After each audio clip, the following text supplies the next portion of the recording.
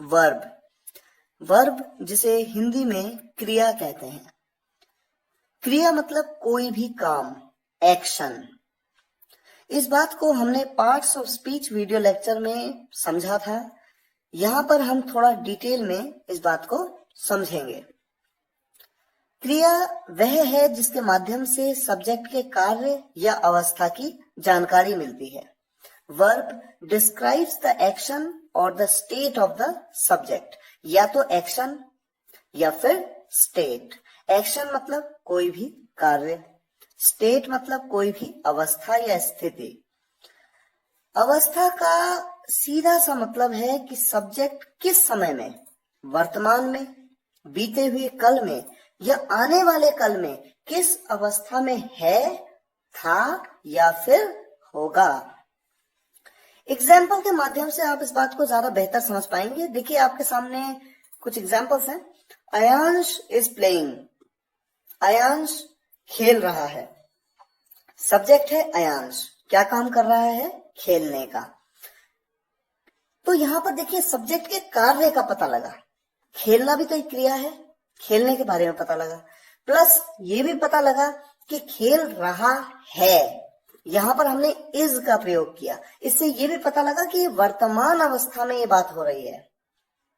दूसरा सेंटेंस देखिए, Ayansh is 8 months old, Ayansh 8 महीने का है। यहां पर मेरा सब्जेक्ट है अयांश। अयांश कोई काम नहीं कर रहा है, सिर्फ उसके बारे में बताया गया है कि वो 8 महीने का है, तो केवल उसकी अवस्था के बारे में बताया गया है और इज का प्रयोग किया गया है, यानी ये प्रेजेंट की अवस्था के बारे में बताया गया है। अगला सेंटेंस देखिए, Ayansh was 8 months old, Ayansh 8 महीने का था। यहां पर हमने वॉज का प्रयोग किया, WAS वॉज। ये हेल्पिंग वर्ब ये बताती है कि सब्जेक्ट पास्ट की अवस्था में था, 8 महीने का था बीते हुए कल में।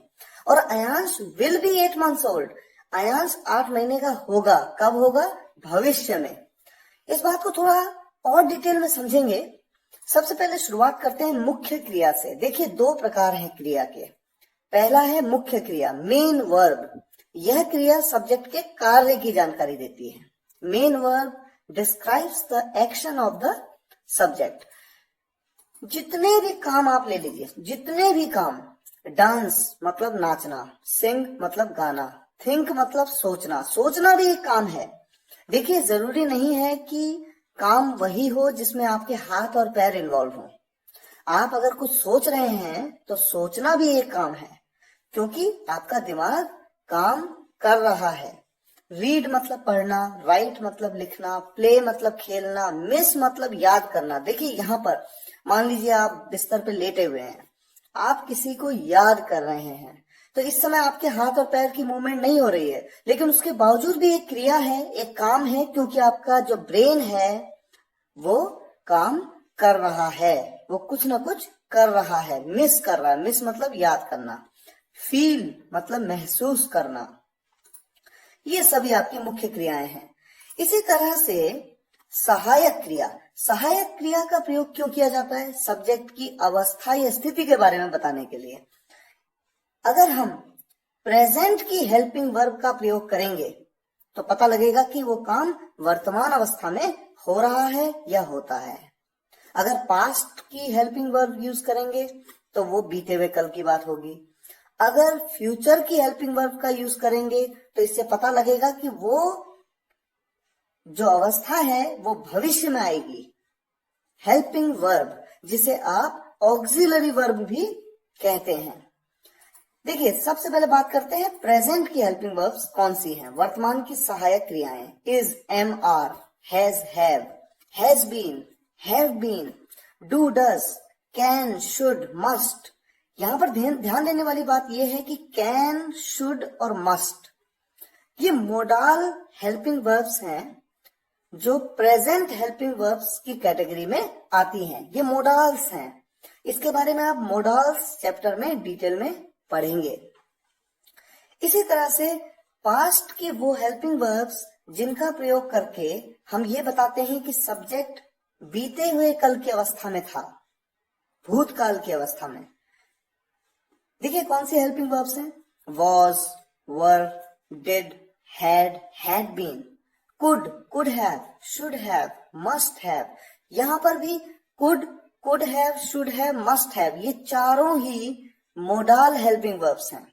पास्ट हेल्पिंग वर्ब्स कैटेगरी की मोडाल हेल्पिंग वर्ब्स, जिनके बारे में आप मोडाल्स चैप्टर में पढ़ेंगे। इसी तरह से फ्यूचर की वो कौन सी हेल्पिंग वर्ब्स हैं जिनका प्रयोग अगर किसी सेंटेंस में होगा तो इससे पता लगता है कि वो अवस्था, सब्जेक्ट की वो अवस्था भविष्य में आएगी। Will have to. यहां पर विल हैव टू, ये जो एक हेल्पिंग वर्ब है, ये मोडाल कैटेगरी की हेल्पिंग वर्ब है। फ्यूचर हेल्पिंग वर्ब्स कैटेगरी में मोडाल कैटेगरी की हेल्पिंग वर्ब, जिसके बारे में आप मोडाल में पढ़ेंगे। तो वर्ब्स बेसिकली दो टाइप की होती हैं, मेन वर्ब और हेल्पिंग वर्ब। हेल्पिंग वर्ब को ऑक्सिलरी वर्ब भी कहते हैं। हेल्पिंग वर्ब का मेन कॉन्सेप्ट है अवस्था के बारे में बताना, और मेन वर्ब का मेन कॉन्सेप्ट है कार्य के बारे में बताना, सब्जेक्ट के कार्य के बारे में। आइए कुछ एग्जांपल्स आपके सामने हैं। Anjali is playing guitar. यहां पर अंजलि सब्जेक्ट है, क्या काम कर रही है? प्ले करने का, गिटार को प्ले करने का। देखिए प्ले का मतलब खेलना भी होता है, लेकिन गिटार एक इंस्ट्रूमेंट है, तो जब किसी इंस्ट्रूमेंट के साथ प्ले लगाए तो प्ले का मतलब है बजाना। अंजलि गिटार बजा रही है, तो बजाना क्रिया है। और इज लगाया तो यानी प्रेजेंट के बारे में बात कर रहे हैं, तो प्रेजेंट अवस्था में कौन सा कार्य हो रहा है? बजाने का।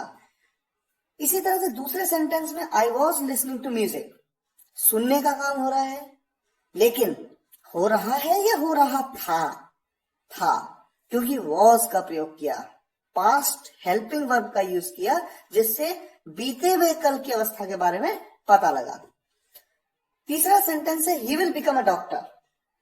यहां पर आने वाले भविष्य के बारे में पता लग रहा है। अमन इज टॉकिंग विद सैम। यहां पर इज का प्रयोग हुआ वर्तमान के बारे में। He is an MLA। यहां पर हमने कहा he is an MLA, member of legislative assembly, जिसे आप हिंदी में विधायक कहते हैं। M.L.A. ये डॉट क्या है? आपको पंक्चुएशन मार्क्स चैप्टर में बताया गया है। मैंने आपको उस वीडियो लेक्चर में बताया था कि डॉट का यूज किया जाता है अब्रीविएशंस के लिए। M.L.A. ये क्या है? अब्रीविएशन है। अगर आपको इसका कॉन्सेप्ट क्लियर ना हो तो parts of speech video lecture को एक बार दोबारा सुनिए, देखिए और समझिए। यहां पर मैंने इज का प्रयोग किया, इससे पता लगता है कि वर्तमान की अवस्था में वो एक MLA है। और यहां पर एन का प्रयोग किया, ऐसा क्यों किया? इस बात को समझने के लिए आपको आर्टिकल्स का वीडियो लेक्चर देखना होगा। इसी तरह से नेक्स्ट सेंटेंस है आशीष इज इन दिल्ली। प्रेजेंट की अवस्था के बारे में बात हो रही है। आशीष दिल्ली में है। कब है? प्रेजेंट अवस्था में, तो कि इज का प्रयोग किया, जो कि एक प्रेजेंट की हेल्पिंग वर्ब है।